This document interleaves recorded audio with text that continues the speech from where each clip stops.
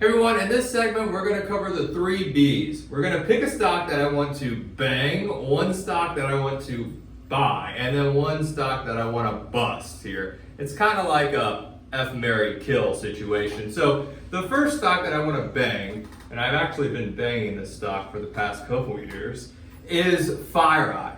When option flow, when call buyers step into FireEye, the stock will soar in a short amount of time. Usually it's buyout rumors or earnings or someone throwing speculative bets in the stock. It's very short term, but I've made my year trading FireEye alone. So I don't want to really get in a relationship with it. I just want to bang it when it comes.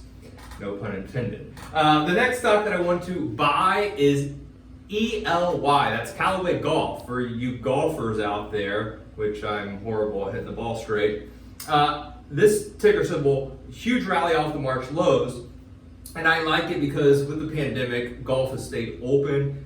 You have more people going outside, they're spending money on golf clubs and such.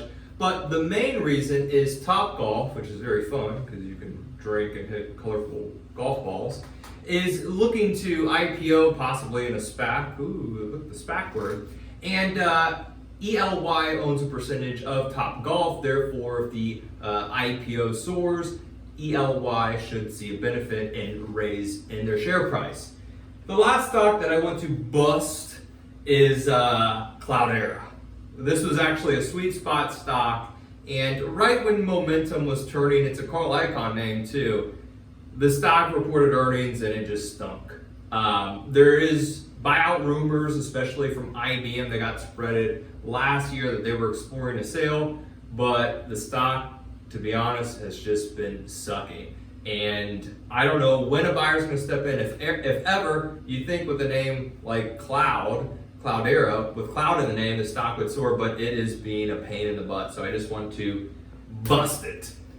Like, subscribe, let me know what you think about the video in the comments below.